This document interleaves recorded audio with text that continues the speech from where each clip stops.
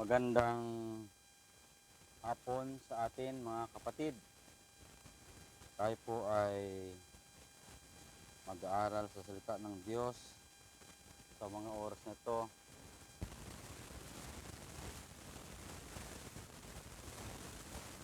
Kumusta po ang bawat isa sa atin sa oras na ito?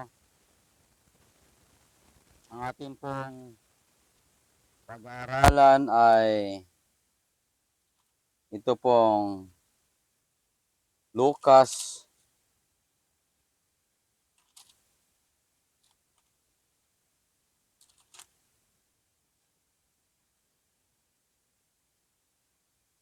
Lucas 12 verse 57, 58 hanggang 59. Ito po ay mahalagang paksa o topic na ating pag-aralan sapagkat may kinalaman po ito sa ating pong pamumuhay bilang Kristiyano, lalong-lalo na sa ating panahon ngayon na nasa pagtatapos na tayo ng kasaysayan ng ating sanlibutan. At tayo po ay naniniwala na ang ating mga nakikita na mga sakuna o kalamidad ay nagpapakita na ang Panginoon ay napakalapit ng dumating. Kaya po ang ating pong paksa na pag-aaralan ay matatagpuan sa Lucas 12, ang bersikulo ay 57, 58, 59. Tatlong verse lang ito, pero napakahalaga sa atin bilang mga Kristiyano. Kasi po ay may kinalaman po ito sa ating pong pakipagrelasyon sa ating kapwa-tao o kanino man o higit sa lahat sa ating mga kapatid sa pananampalataya. At minsan po ay hindi natin naiiwasan na mayroon pong hindi pagkakasundo sa iglesia. At ito po ay ating pong pag-aralan para makita natin kung ano ang ating hakbang na gagawin sa bagay na ito.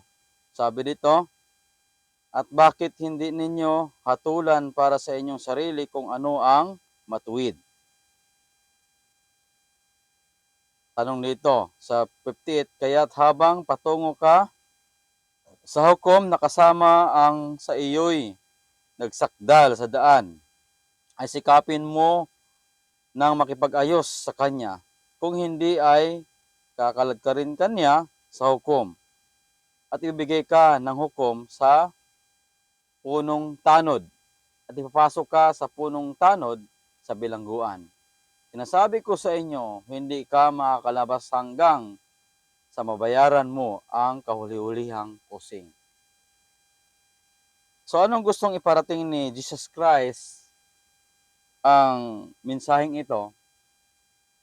Ito po ay mayroon pong kinalaman sa ating pong pakipagrelasyon sa kapatiran o kanino mang tao.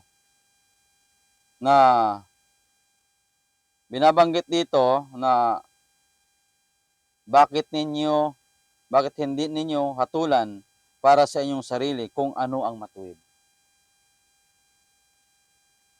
So, minsan mga kapatid ay nangyayari sa ating mga kapatiran na mayroon tayong mapaghatol kapag nakita natin yung mga pagkamalian ng iba, ginadjudge kagad natin. At anong mangyayari minsan? Nagkakaroon ng hindi pagkasunduan. At nagkakaroon ng hindi magandang relasyon. Nasasaktan yung iba.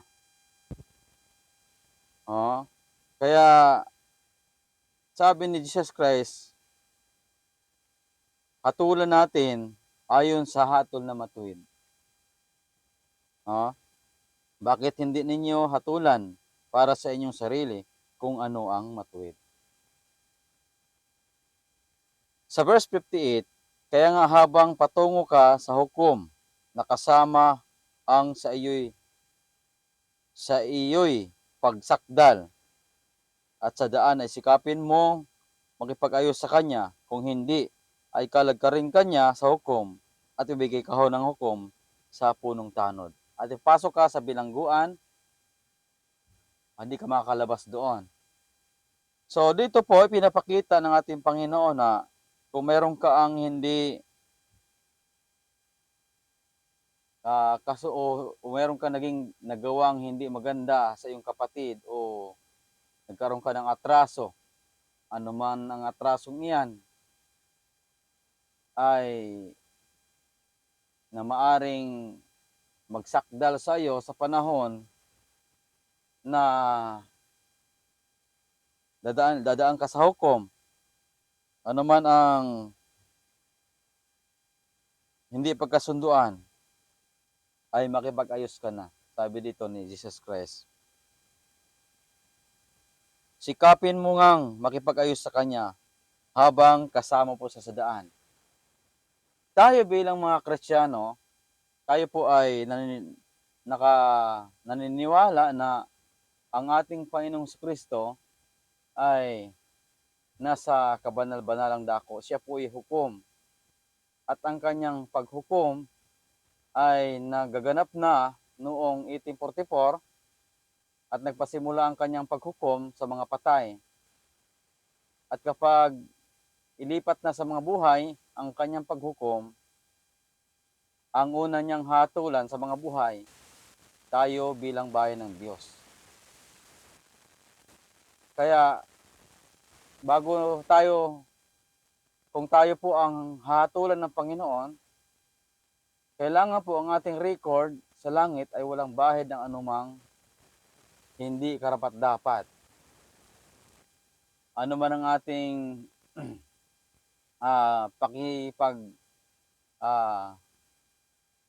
pamumuhay sa sanlibutan ito, dapat walang maakusa ang kaaway sa atin kapag tayo hinatulan. Alam natin mga kapatid na si Satanas ang siyang umaakusa sa atin kung anong ating ginawang mali. Kaya kung mayroon tayong nagawa sa ating kapatid na dahilan ng hindi pagkakaunawaan, ay sikapin nating makipagkasundo. Kasi po, sabi dito, habang patungo ka sa hukom, kasama mo yung kaalit mo, kaaway mo, o hindi kayo pagkasunduan, ay sikapin mong makipagkasundo sa kanya habang kasama mo pa siya. Kasi po, kapag tayo po ay hahatulan at napatunayan na tayo ay mayroong ginawa na hindi maganda sa ating kapatid, alam natin, akusahan tayo ng Satanas. At kapag napatunayan ng hukom na tayo ay may kasalanan, hindi tayo pabulang sala. No?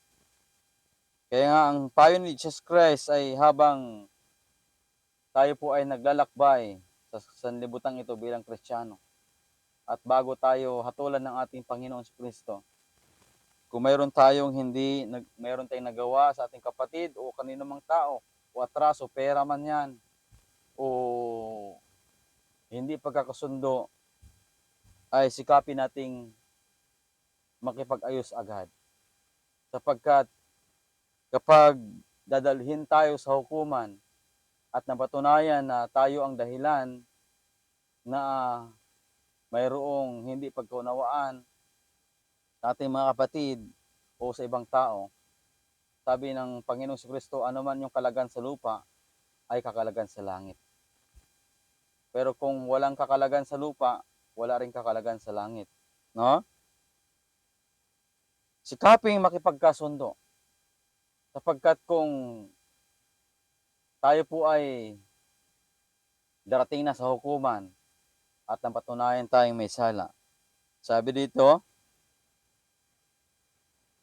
kung hindi ay kakalagkarin ka niya sa hukom at ibibigay ka ng hukom sa punong tanod. At napatunayan ng hukom na ikaw ay sala rin, tayo ay may kasalanan, ay walang magagawa ang ating Panginoon sapagkat sabi ng Deuteronomio, ang sino mang may sala ay hindi pa walang sala. Kaya ang payo dito sa atin ay habang namumuhay tayo bilang mga Kristiyano na sa huling panahon ngayon, magkaroon tayo ng kapayapaan sa paglilingkod at wala tayong anumang inaapakang tao. Kung mayroon tayong nakitang mali sa ating kapatid, hindi natin titignan yung kanyang mali para siya ay hatulan, kundi paano natin ma-overcome ang kanyang ginawang mali. Tulungan natin, ipanalangin, at sikapin na mapalalahanan sa mga bagay na rapat na gawin. Lalong-lalo ang salita ng Panginoon. No? Sapagkat anuman ang ating nagawang atraso sa ating kapwa o kapatid, sa sino mang tao, anuman ang nagawa nating atraso, sikapin natin makipag-ayos agad. Na walang maisusumbat si Satanas sa atin kapag tayo po ay nilitis na. At sabihin ni Satanas, may kasalanan yan. At sikapin natin na anumang kasalanan ay atin nang nihingi ng tawad sa Panginoon. Na hindi tayo makitaan anumang dungis sa ating paglilingkod sa harapan ng tao at sa harapan ng Diyos. Mga kapatid ko, makipag-ayos sa iyong kaaway. Ang pamagat nito. Habang tayo po ay naglalakbay patungo sa hukuman ng ating Panginoon Kristo, sapagkat tayo po ay mga Kristiyano, wala dapat makita sa atin na anumang ikakasakdal ni Satanas sa atin o ikaakusa na ating ginawa. Lahat ng ating ginawa na mali, ating pong pagsisihan at isuko sa ating Panginoon Kristo. Kung mayroon tayong gawang kasalanan sa ating kapwa o kapatid, agad natin makipagkasundo, humingi tayo ng tawad. Isang karanasan sa aking buhay, noong ako po ay bagong Adventist, ako po isang driver ng Lardesabal, Tayuman. Samantalang pong ako ay nagmamaneho noon, ay ako po ay marami pong hindi nagkakasundo ang mga kapwa driver sapagkat hindi ko pa nakilala ang aking Panginoon sa Kristo. Madalas ay makipag-away ako sa kalsada sa pagmamaneho. At maraming minsan hindi pagkaunawaan, nagmumurahan pa. Naghahamunan pa. At yun din yung aking inupahang bahay dati. Nagkaroon kami ng hindi pagkaunawaan, nagtalo. Ay yun yung aking buhay noon.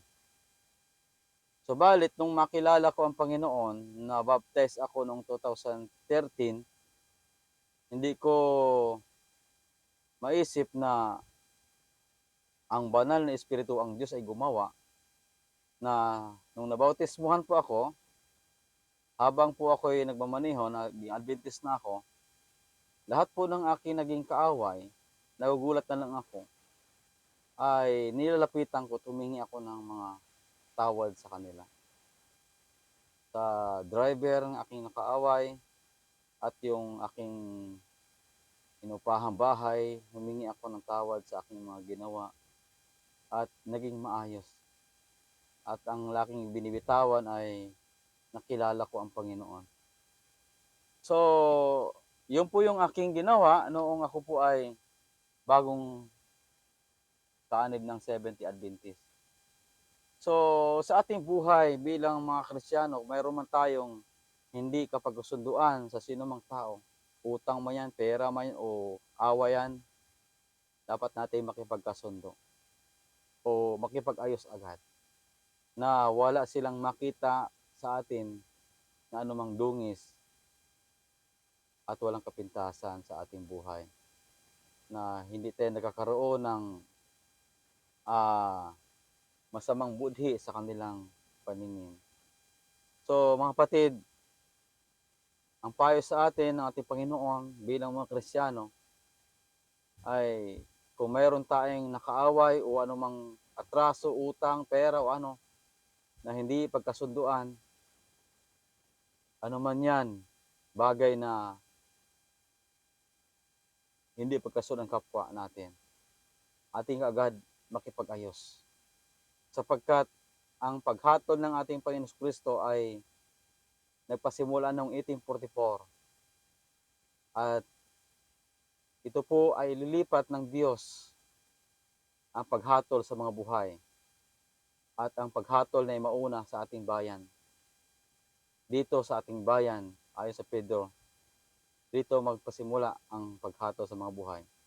At sa masasama, sa huling banda, sa loud cry ang paghatol sa kanila. Kaya nga po ang pagdating ng Panginoon ay malapit na. At nagpasimula na ang kanyang paghatol. Hindi natin alam kung ang ating kaso ay siyang pinagsimulan na ng paghatol ng Panginoon. Makikita natin sa isang iglesia kung talagang tayo na ay hinatulan ng Panginoon, makikita natin ang karakter ng isang tao kapag hindi nababago, malabagin, hindi nababago ang karakter. Naglilingkod, may anyo ng kabanalan, subalit tinanggihan ang kapangyarihan ng Holy Spirit. Malamang ay napasya ni Kristo ang kaso sa langit. Pagpapatuloy siya sa paglabag sa kautusan ng Panginoon, hindi nababago ang kanyang karakter. Kapag tayo po ay nahatulan karapat-dapat, ay tayo po ay magpapatuloy sa pagpakabanal. Nasa Revelation 22 verse 11. Narin po yan, no? Sa ating pamumuhay bilang Kristiyano, mamuhay tayo na walang anumang makita sa atin. Kung tayo po ay liwanag, ipakita natin ang liwanag na yan. Hindi tayo maging katisuran sa ating kapwa-kapatid na sanhi ng ibang pagbagsak sa kanilang panampalataya. So, ayan po kapatid ang ating mensahe sa hapong ito. Tayo po ay manalangin. Panginoon naming Diyos, salamat po sa mensahe na ipinagkaloob mo sa amin. Ito po ay aming dalangin sa pangalan ni Jesus. Amen. Bye-bye.